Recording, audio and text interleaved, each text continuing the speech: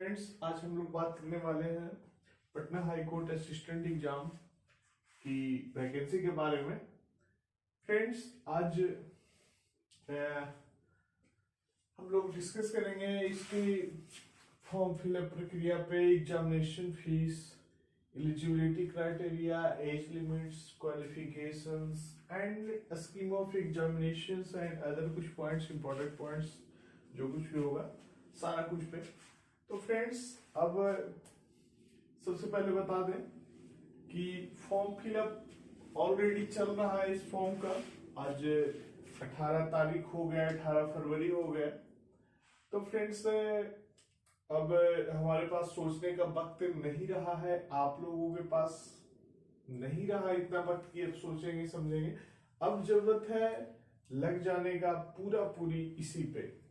Friends, हमारे कुछ students, आज आंसर की भी जारी कर दिया गया है बीपीएससी का।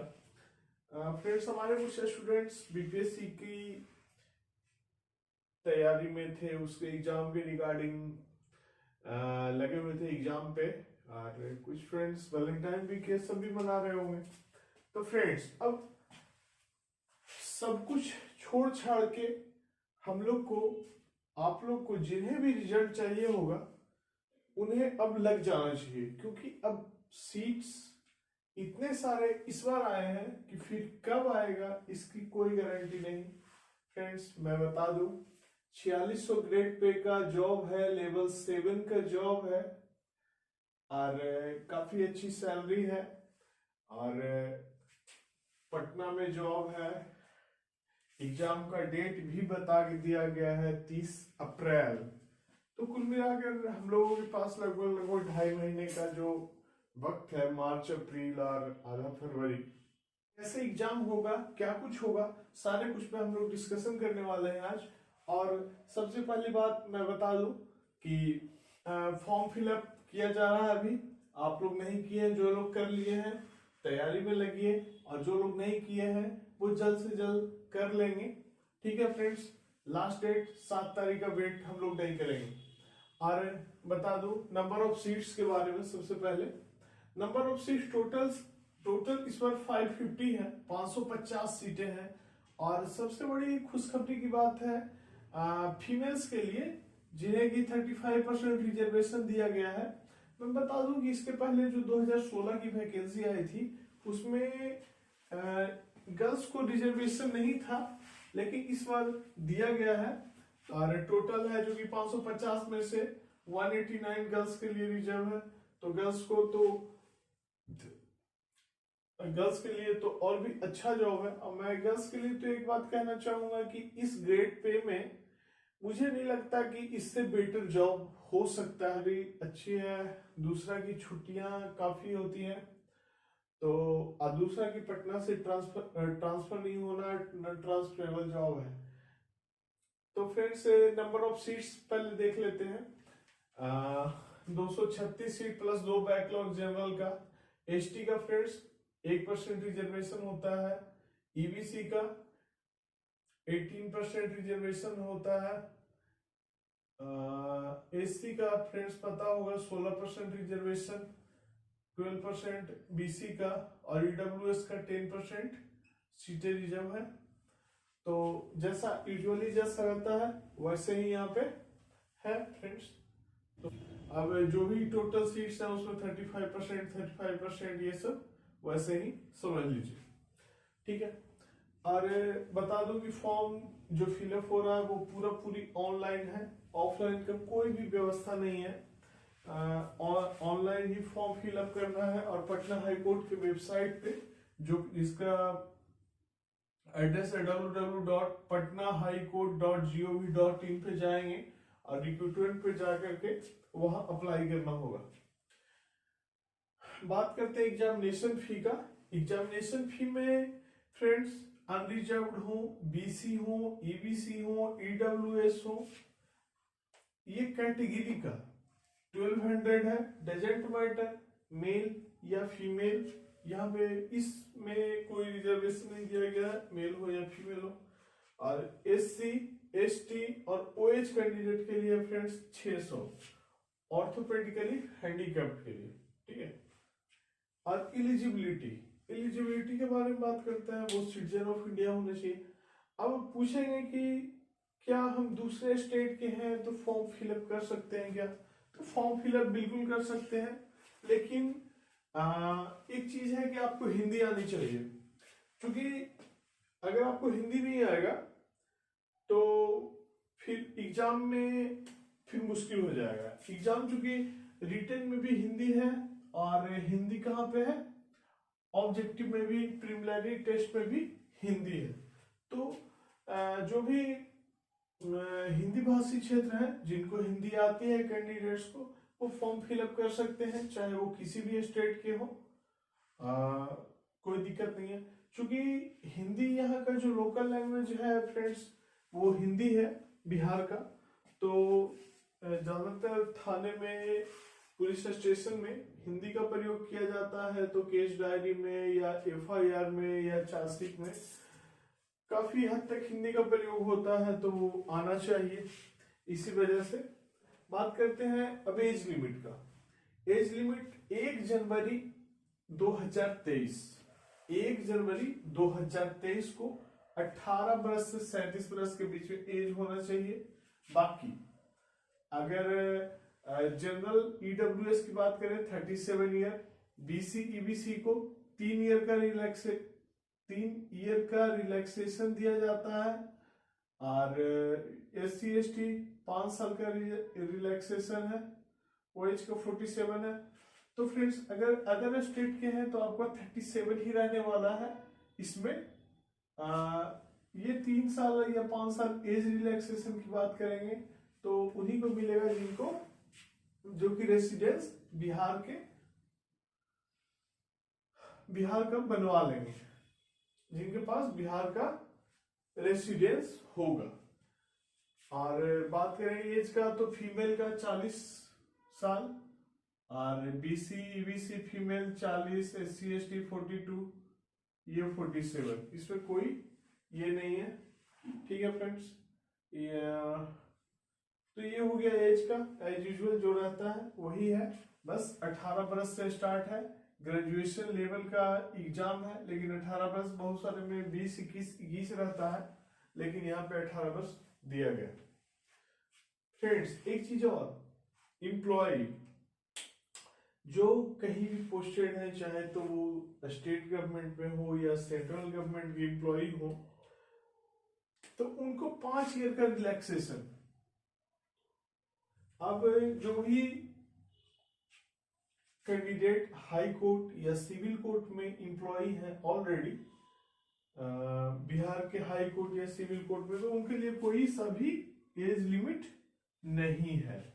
मीन्स कि वो एग्जाम दे सकते हैं, अगर उनमें काबिलियत है तो इस अपर एज लिमिट जो भी है उसके ऊपर भी एज है तो बस एग्जाम दे सकते हैं, उनको फाइट करना आ सकते हैं तो आएंगे उनके लिए एज लिमिट का, क्योंकि वो ऑलरेडी सेवा में रह चुके हैं, वर्क कल्चर को जानते हैं, इसलिए उनको इतना एज रिलैक्सेशन दिया गया।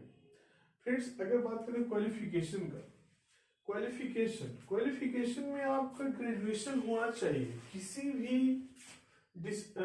भी सब्जेक्ट से ग्रेजुएशन बस होना चाहिए, चाहे बीटेक हो, बीई हो, बीएससी हो, बीए हो, बीसीए हो, कुछ भी हो तो चलेगा। और साथ साथ एक और चीज कि आपको कंप्यूटर एप्लीकेशन में डिप्लोमा में डीसीए कम से कम 6 मंथ का, मिनिमम 6 मंथ का सर्टिफिकेट होना चाहिए, डिप्लोमा सर्टिफिकेट कंप्यूटर में। और फ्रेंड्स जो भी बात करेंगे, अगर कहेंगे कि सर क्या हम अपियरिंग है तो फॉर्म फिलअप कर सकते हैं, ऐसा कुछ भी नहीं है। 1 जनवरी तक आपको पास होना चाहिए, चाहे तो वो ग्रेजुएशन हो या कंप्यूटर एप्लीकेशन का सर्टिफिकेट जो इशू होना चाहिए वो 1 जनवरी के पहले का होना चाहिए। ठीक है, जो कैंडिडेट ऑलरेडी जॉब में है तो उनको नो ऑब्जेक्शन सर्टिफिकेट बना लेना है अभी ही, अदरवाइज फिर उनका पात्रता रद्द कर दिया जाएगा। तो एनओसी आपके पास होना कंपलसरी है। आप जिस भी डिपार्टमेंट में होंगे, जहां भी होंगे, तो आप देख लीजिएगा एनओसी, अभी भी टाइम है, आप बनवा लीजिएगा। अब अगर सैलरी की बात करें इसमें, तो सैलरी फ्रेंड्स अभी पता होगा बिहार गवर्नमेंट या सेंट्रल गवर्नमेंट एम्प्लॉय का अभी जो एक डीए है वो है 38%। ठीक है फ्रेंड्स, जनवरी में 3% बढ़ने वाला है, तो ये होगा 41%। फिर जुलाई में अगर 44% होता है, 41 तो हो चुका मान के चलिए, बस औपचारिकताएं बाकी है अनाउंसमेंट का। 44 जब आप ज्वाइन करेंगे ना इस एग्जाम का, मैं बता दूं कि 30 अप्रैल को प्री होगा, जून में मेन होगा, और मान के चलिए कि अगस्त तक आपका ज्वाइनिंग आ जाना है, अगस्त में आपका ज्वाइनिंग हो जाएगा।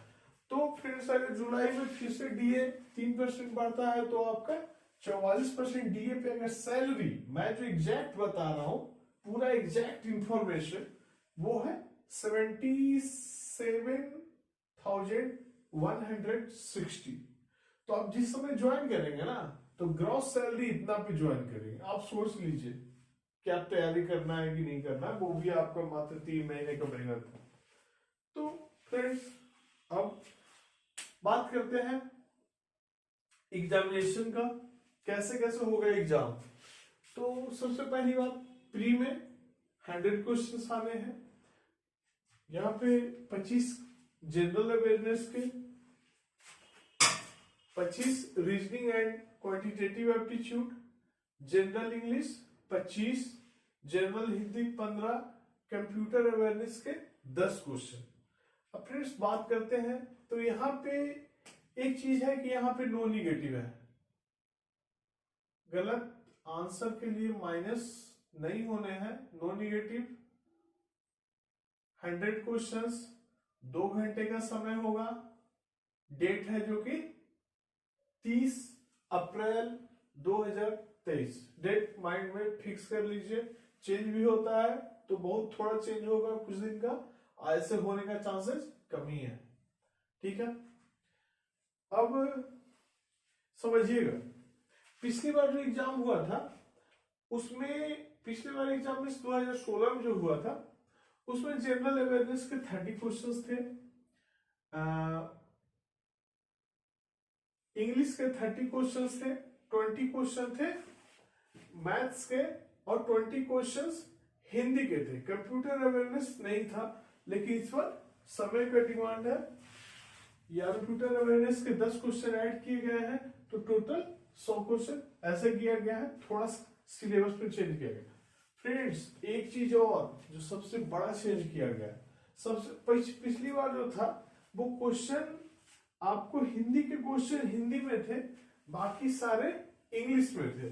ठीक है फ्रेंड्स, लेकिन इस बार बहुत बड़ा चेंज हुआ है, बहुत बड़ा चेंज हुआ है। मींस की क्वेश्चन इंग्लिश में और हिंदी में दोनों में पूछे जाएंगे, मींस की बाइलिंगुअल होगा,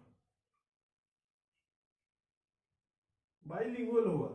पिछली बार इस वजह से कुछ स्टूडेंट्स को प्रॉब्लम आया था थोड़ा समझने में, तो फ्रेंड्स उसको इस बार सुधार किया गया, तो क्वेश्चंस दोनों ही लैंग्वेज में पूछे जाएंगे। फ्रेंड्स यहाँ पे ये तो औपचारिकता है कि 40% आपका अगर मार्क्स नहीं आता है तो क्वालिफाई नहीं करेंगे, चाहे सीट खाली क्यों न रह जाए।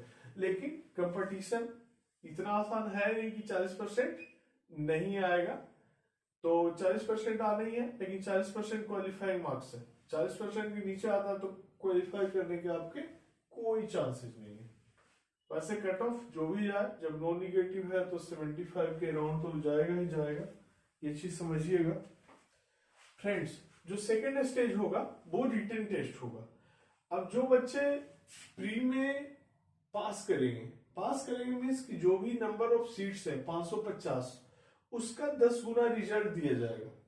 10 गुना रिजल्ट दिया जाएगा तो क्या, एक चीज समझिएगा, 10 गुना का मतलब होता है कि अगर जिस भी कट ऑफ मार्क्स पे इनकेस 10 टाइम्स हो रहा है, अगर उसके बाद भी उसी नंबर पे कुछ बच्चे और आते हैं तो उनको भी लिया जाएगा। मीन्स कि अगर रिजल्ट की बात करें तो 10 टाइम से कुछ ज्यादा हो सकता है पर कम नहीं होगा, ठीक है, जो कि जो बच्चे मेंस में अपीयर होने वाले हैं। तो फ्रेंड्स मैं बता दूं फिलहाल ऑब्जेक्टिव का कि बिहार के 15 सिटी में से ही एग्जाम होगा आपका, जिसमें 3 ऑप्शंस आपको सिलेक्ट करने हैं फॉर्म फिलअप करने के टाइम में ही, जहां के आप सेंटर चाहते हैं। यही 15 सिटी में से 3 सेंटर आपको ऑप्शन में सिलेक्ट करने हैं। फॉर्म जितना जल्दी फिलअप कर लेंगे, आपके सेंटर खाली होंगे तो आपको यही तीनों में से दिया जाएगा, अदरवाइज फिर दूसरा देखा जाएगा उन तीनों के अलावा, अगर खाली नहीं होता आपकी चॉइस के अकॉर्डिंग तो। ठीक है, तो ये हो गया प्री की बातें। अब आते हैं रिटन पे। तो रिटन टेस्ट होता है friends descriptive type. Descriptive type means कि इसमें रहेगा ऑब्जेक्टिव नहीं होगा, लिखने वाला होगा। लिखने वाला होगा तो रिटन टेस्ट का भी सिलेबस मैं बता दूं थोड़ा सा चेंज किया गया। चेंज किया गया मीन्स कि पिछली बार जनरल इंग्लिश और हिंदी 50-50 मार्क्स के थे, 100 मार्क्स के टोटल, लेकिन इस बार इंग्लिश का वेटेज थोड़ा सा बढ़ाया गया है, 60 है इंग्लिश का और हिंदी 40 है। और इसमें है जो कि सब्जेक्ट वाइज क्वालिफाइंग है। एक चीज नोट करिएगा, यहाँ पे सब्जेक्ट वाइज नहीं है, ओवरऑल है क्वालिफाइंग कि 40 आने चाहिए, लेकिन यहाँ पे है सब्जेक्ट वाइज कि अगर 60 का इंग्लिश होता है तो आपको 24 मार्क्स लाना कंपलसरी है, किसमें, इंग्लिश में, और 16 मार्क्स आपका हिंदी में भी होना चाहिए। और यहां तो 40 होना ही होना चाहिए, 40 मार्क्स, 40%, 40 मार्क्स सेम ही है। तो टाइम कितना होगा दोनों के लिए, 3 घंटे होंगे। ठीक है फ्रेंड्स, क्वेश्चन पैटर्न दोनों एक ही पेपर में होता है और 3 आवर का टाइम दिया जाता है। मैं क्वेश्चन भी अवेलेबल करवाऊंगा आप लोगों को पिछले साल का, पिछले एग्जाम का। और फिर बात करते हैं उसके बाद रिटन टेस्ट में फ्रेंड्स पूछा क्या जाता है, ये समझिएगा। पूछा क्या जाता है तो ए से पूछा जाएगा और प्रिसाइज राइटिंग होंगे, कुछ आइडियम्स एंड फ्रेज पिछली बार पूछा गया था, और फॉर्मल लेटर, इनफॉर्मल लेटर, ये सब पूछे जाते हैं, ये सारी चीजें होती है। तो वही चीज इंग्लिश और हिंदी में होता है, लैंग्वेज का फर्क होगा। ठीक है, अब आते हैं, अब जो भी बच्चे रिटन टेस्ट में क्वालिफाई करेंगे तो उनमें है कि 3 गुना रिजल्ट, मतलब उसमें भी शॉर्टलिस्ट किए जाएंगे और टोटल 550 सीट का 3 गुना रिजल्ट दिया जाएगा, जो कि कंप्यूटर इफिशियंसी टेस्ट और इंटरव्यू के लिए अपीयर होंगे जिनको। तो कंप्यूटर प्रोफिशिएंसी टेस्ट के लिए आपको ज्यादा टेंशन लेने का कोई बात है नहीं। ठीक है, कंप्यूटर प्रोफिशिएंसी टेस्ट में आपको वही एमएस वर्ड में कुछ लिखने के लिए दे दिया जाएगा, या एमएस एक्सेल में कुछ काम करने के लिए दे दिया जाएगा 2 मिनट के लिए। तो और कुछ इंटरनेट पे कुछ, मान लिया कि आपको अपना पटना हाई कोर्ट सर्च करना है, मान लिया कि आप जिस भी स्टेट से हैं वो हो सकता है वो स्टेट सर्च करने के लिए दे, तो इस टाइप का होता है। और कुछ लिखने के लिए टाइपिंग में तो एमएस वर्ड में बोलेगा कि हाँ ये 2 लाइन लिखना है, तो उसके लिए इतना टाइम होता है फ्रेंड्स की, उसके लिए ऐसा नहीं है कि कोई टाइपिंग सीखने की जरूरत है, कुछ भी नहीं, वो सफिशिएंट टाइम होता है और उसके लिए काफी है, वो आप लोग कर लेंगे। और वैसे भी ये क्वालिफाइंग इन नेचर है, बस आपको क्वालिफाई करना है, पास करना है, उससे ज्यादा कुछ इसमें होना नहीं है। तो ये है जो कि दोनों सेम डे होता है, दोनों ही सेम डे होगा, बट पहले ये हो जाता है आधे 1 घंटे में, उसके बाद इंटरव्यू के लिए आप इंटर करेंगे। तो इंटरव्यू आपका होगा जो 10 मार्क्स का होगा, 10 मार्क्स का होगा, और उसमें है जो कि 30% क्वालिफाइंग है। मीन्स कि आपको 3 मार्क्स आने चाहिए 10 में से, और उसके बाद है जो कि मेरिट लिस्ट बनता है। तो मेरिट लिस्ट में क्या होगा, मेरिट लिस्ट में प्री के नंबर नहीं जोड़ना है।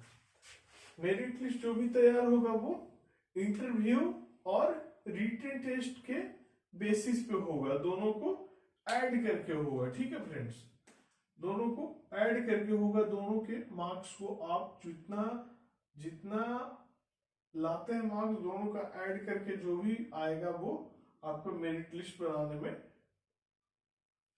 डिसाइडिंग होगा। ठीक है, तो ये है फ्रेंड्स मेरिट लिस्ट तक की बात हो गई। अब बात करते हैं कुछ अदर चीज का कि अदर स्टेट के भर सकते हैं या नहीं भर सकते हैं, ये मन में सवाल उठता है। तो अदर स्टेट बिल्कुल भर सकते हैं, आपको हिंदी आनी चाहिए। एग्जाम में हिंदी जो पूछा जाएगा उसमें आपको मार्क्स आने चाहिए। ठीक है, अब है मेडिकल। मेडिकल सर्टिफिकेट, कुछ लोग को लगेगा कि मेडिकल सर्टिफिकेट मेडिकल में क्या होता है, या फिर हम मतलब क्या कुछ चेकअप होता है, या कहाँ से मेडिकल सर्टिफिकेट इशू करवाना है। तो फ्रेंड्स मेडिकल सर्टिफिकेट का जरूरत आपको पड़ेगा जब ज्वाइनिंग होगी। जब ज्वाइनिंग होगी तो आपको मेडिकल ऑफिसर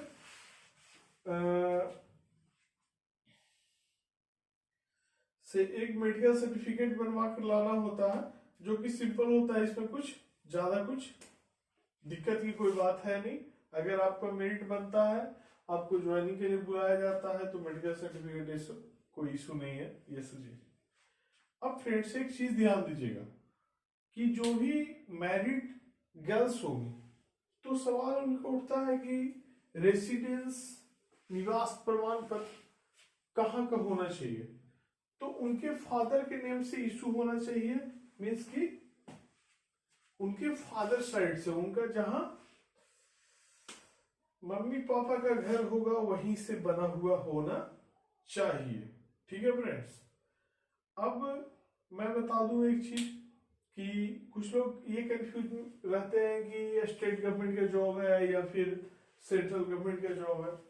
तो मैं सबसे पहले बता दूं कि यहाँ अपॉइंटमेंट या डिसमिसल, आपकी नियुक्ति होती है या बर्खास्त होते हैं या कोई भी एक्शन होता है, तो उसके लिए पूरी हाई कोर्ट ही एक्शन लेगा या कुछ भी करेगा। आपकी नियुक्ति से लेके डिसमिसल तक, या कोई भी एक्शन होता है like so called proceeding etc, कुछ भी, तो वो हाई कोर्ट ही अपने स्तर से करता है। बस आपकी सैलरी जो आती है ना, वो सैलरी आती है वो बिहार गवर्नमेंट से आती है, ट्रेजरी से। ठीक है, अब फ्रेंड्स मैंने सारा कुछ बताया आपको। क्या कुछ है इस एग्जाम के बारे में, अब है जो कि आपकी तैयारी है, जो कि आज से पूरी लगना है और पूरे मेहनत के साथ, पूरे ईमानदारी के साथ मेहनत करना है आप। और हमारा जो पर्पस है आपसे जुड़ने का, तो आपकी तैयारी को और बेहतर से बेहतर बनाना है। आप चाहे जहां कहीं भी रह रहे हो, बिहार में हो, बिहार के दूर वाले क्षेत्र में हो या बिहार से बाहर हो, डजंट मैटर, आप जहां भी प्रिपरेशन कर रहे हैं तो हमसे जुड़े रहे और मैं आपकी तैयारी को और बेहतर बनाने की कोशिश करूंगा, उसमें आपका हेल्प करूंगा अपने वीडियो के माध्यम से। और हमारा जो चैनल पे आपसे जुड़ने का, चैनल पे आने का हमारा जो मेन पर्पस है वो यही है, आपको हेल्प करना। और हमारा वीडियो अच्छा लगे तो जरूर लाइक करें और हमारे चैनल को सब्सक्राइब करें, फ्रेंड्स और दोस्तों को शेयर भी करें। और मैं बता दूं कि आपका जब तक एग्जाम है, पटना हाई कोर्ट का है, सिविल कोर्ट का है, तो जब तक भी है, जब तक कुछ न कुछ इंफॉर्मेशन, हर समय कोई भी अपडेट हमेशा आप तक आते रहेगा। और जो भी आपके तैयारी में सहायक होगा वो हम आप तक पहुंचाते रहेंगे। निश्चित रूप से आपकी तैयारी का लेवल और स्टूडेंट से बेहतर करूंगा, ये मेरा बिल्कुल वादा है।